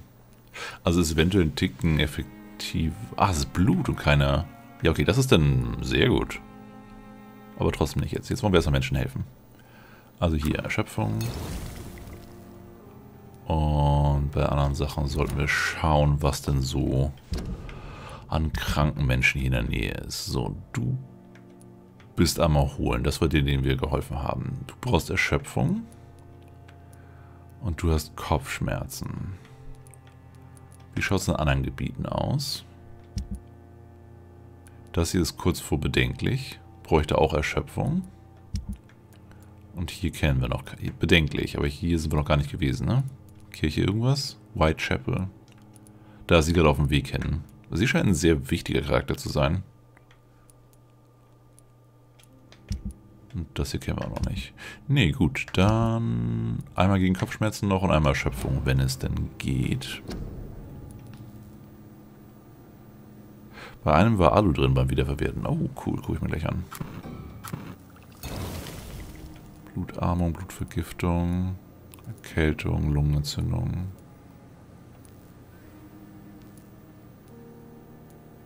Kopfschmerzen können wir noch gar nicht. Na, schade.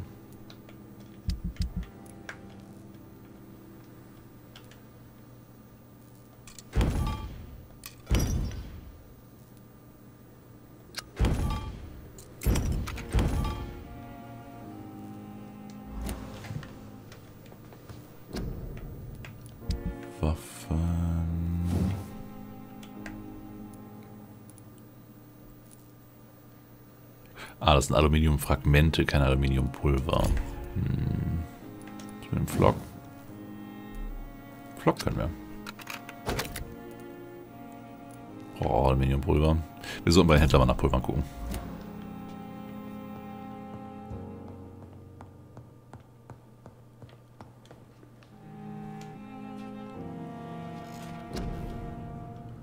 So, dann hätten wir gerne...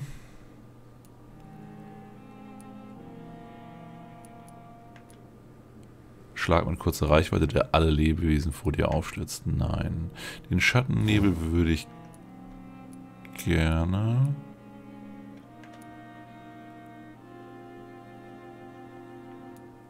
$2000. Und macht er nur 50 mehr Schaden?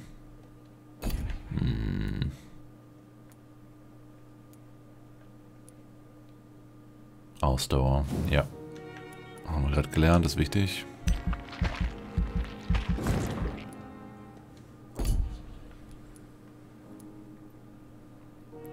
Das ist die Heilung.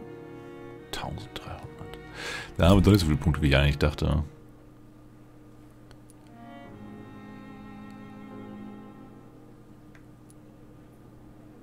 Du führst eine übernatürliche Bewegung in Richtung deines Ziels aus und versuchst Schaden bei der Landung.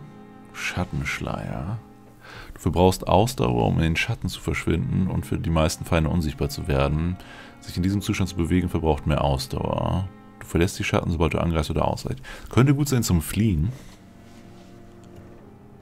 Ich glaube, das nehme ich mal rein, wenn es nicht... Naja, 500.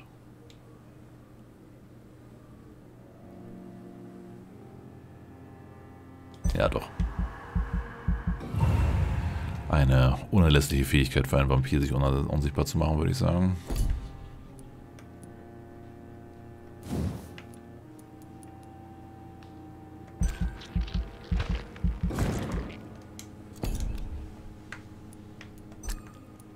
Ja, bestätigt.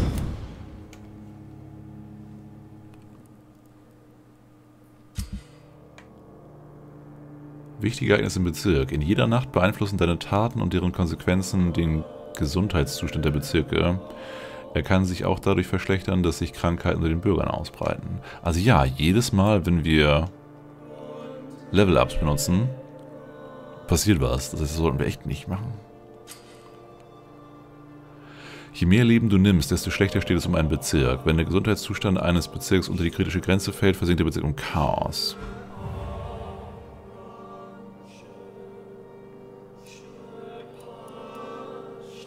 Oh. Oder ich kann so oft schlafen, wie ich will, solange ich nichts verändere. Aber ich habe hier etwas verändert, also ich habe ihn geheilt. Deswegen, wenn ich das nächste Mal schlafe, kommt eine Veränderung zustande, nämlich dass er komplett geheilt ist. So könnte es auch sein.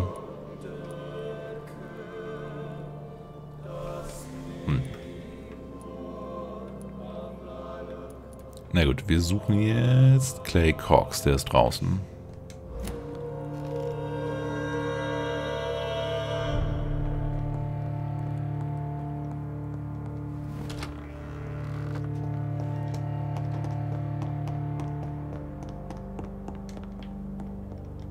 Und dann suchen wir beim Händler noch nach Aluminiumpulver. Und dann ist für heute auch demnächst Schluss. Noch was Neues? Good evening, Miss Howcroft. How are you tonight? I need blood, Doctor. Warm, rich, vibrant blood. Have you heard of any blackmailing going on within these walls?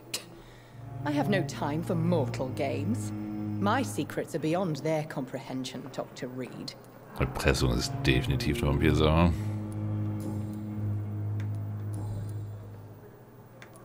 I'll leave you, Mistress of the Nichts Neues. to your nocturnal activities.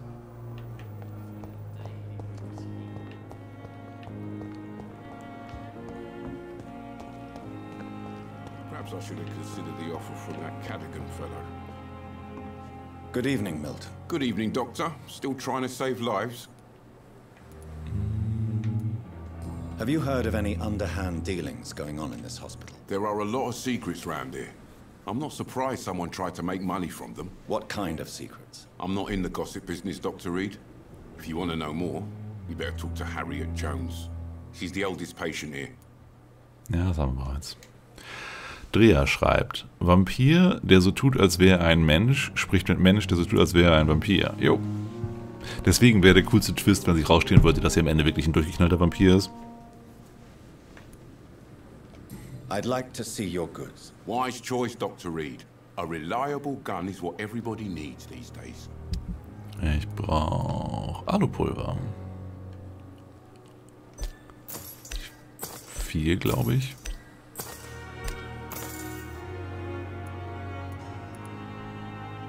Und die Sachen sind zu teuer. Wilden Schrotflinte. Gibt also anscheinend auch Unique-Waffen.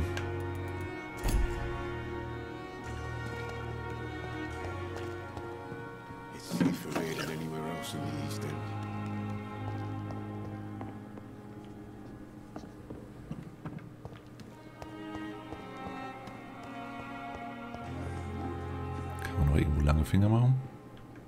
Nee.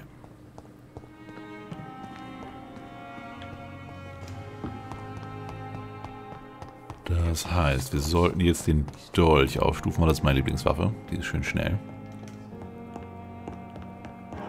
Und dann immer noch den Kopf suchen. Ich will es nur jetzt machen, sonst vergesse ich das vielleicht noch morgen und dann, ne? Ja, das ist nicht so gut.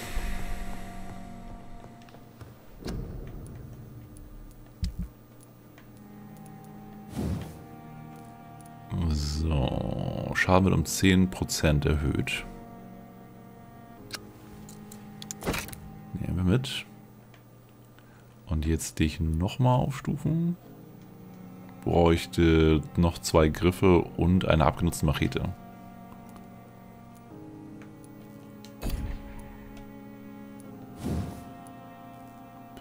Drei zusätzliche Schockpunkte, wenn die Waffe trifft. Ja, Schock auf jeden Fall.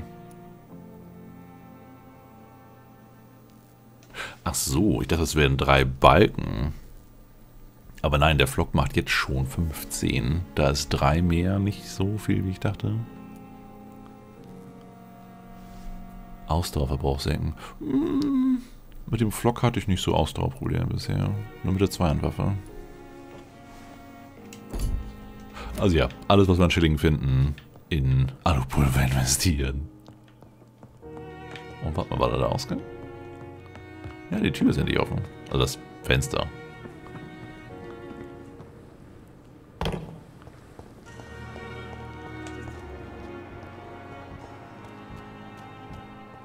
Warum kennen wir dein Blut nicht? Good evening, sir. So it is true. The famous Dr. Reed has joined us. I can't think of any better news during these terrible times. Do we know each other? Actually, yes. We met once before, at the Rockefeller University in New York. Dr. Tippett, yes, I remember. I was assisting Professor Carell in his research about coronary bypasses. He had nothing but praise for you. He was also very confident about your future. And look at you now. Eminent surgeon and blood transfusion specialist. Ja, mit ihm hätten wir eigentlich noch sprechen müssen wegen der anderen Sache, wegen dem Fusch. Ja. Corcoran, I want you to tell me about Mr. Connor. How did he die? What happened? He was my patient. He died because of my mistake. That's the blunt truth. Er hat's zugegeben. What was the nature of the mistake? It was a twofold error. My diagnosis was wrong, and the administered dosage was too strong. Who was this patient? I don't know. Some sick man from the docks, maybe a fisherman. I had no time to talk with him. No one claimed a body. Wieso nicht kündigen? Wir wissen, warum er nicht kündigt, weil es zu viel Arbeit gibt. Das müssen wir nicht fragen. Müssen wir das fragen? I want you to tell me. Why not stop practicing? Are you mad? I killed that man, I admit it, and it won't happen again. I have saved so many lives since then. Nee, okay, also hätte man wahrscheinlich noch nicht fragen müssen.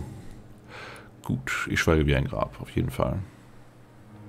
I will cover for you, Dr. Tibbets, by keeping what happened to Mr. Connor to myself. I don't know what to say, actually. I can't exactly force you to become my accomplice. You didn't force me. This is my decision to make. I believe you're still of use to the hospital, considering the situation. Then I can make you this promise. As soon as the epidemic is eradicated, I will resign. Naja, kann dann auch in Rente gehen. Und hey, er hat uns Schmiergeld gezahlt. 100 Schillinge. Dafür können wir schön Alupulver kaufen. Have you heard of any underhand dealings going on in this hospital? I have no time for such triviality, my dear colleague. We're here to save lives. What can you tell me about the staff in the hospital? Some are really good, and others are not so good.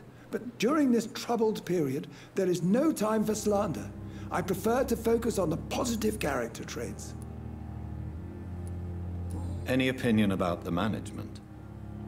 I don't always agree with Dr. Swansea's reserve, but I must admit he does all he can to keep this facility running during this crisis. Ah yes, the burden of command. I was fed up with this concept while serving as a medical officer. Don't get me wrong. Swansea's a good administrator. I just wish he would get out of his office down again. Tell me more about cherished people, then. Nurse Brannigan is a pearl. She is the most helpful and dedicated nurse I've ever worked with. A clever and cheerful woman. You really seem to admire her skills. I'll go even further. If she was a man, she would be a damn fine practitioner. Das hohes Lob. You're exhausting yourself, Corcoran. Maybe you should think about preserving your strength. No. We must keep on healing all those poor souls. We are the last rampart before chaos. Once more unto the breach. Henry III. Und dass er sich so einem Vampir-Einfluss widersetzen kann. Ein sturer Bock. Sie verhalten sich verantwortungslos. Schwester Gwyneth macht sich Sorgen. Ich glaube, damit könnten wir ihn rumkriegen. Nurse Brannigan is worried about you, Doctor. She should not have told you that. I will have a word with her. You don't have to blame her for her honesty. I'm not that kind of man, my dear Jonathan. Actually, Nurse Brannigan's opinion is the only one I may listen to. Also, haust du dich jetzt hin oder nicht? Na gut, das macht er schon. Goodbye, Dr. Tibbets. Ja, also sympathisch, realistisch.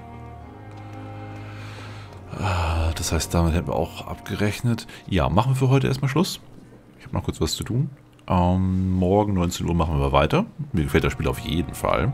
Ich mache mir nur ein wenig Sorgen, dass es ein wenig zu, ja, ruhig und langatmig für manche Leute sein könnten. Aber ich habe ja noch 18.000 andere Videos für diejenigen. Das sollte schon okay sein. Zockner fragt noch, Gero und Chat, was haltet ihr von den Ankündigungen zu Warhammer 40.000 Dark Tide? Es sieht versprechender aus als der andere Titel, der gerade rauskam. Dieser XCOM-Style Warhammer 40.000 Dingens. Der war mir persönlich zu bunt. Die Bewertungen allerdings sind recht gut. Also ich denke, das werde ich eh nicht handhaben, wie ich hier mit Vampyr. Ich werde dann warten, bis das andere Spiel günstiger ist und gucke ich dann auch mal rein. Und Dark Tide werde ich auch im Auge behalten. Ja. Aber na gut, dann vielen Dank fürs Zuschauen und für die Subs. Wir sehen uns dann morgen 19 Uhr wieder hier in London, wenn ihr möchtet. Bis dann.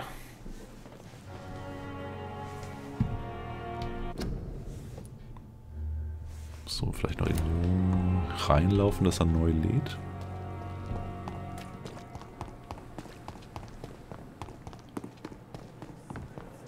Ich würde mich ungern hinlegen, nur für den Fall, dass da irgendwas doch gemacht wird. Oh, er sollte schon okay sein. Also bis dann.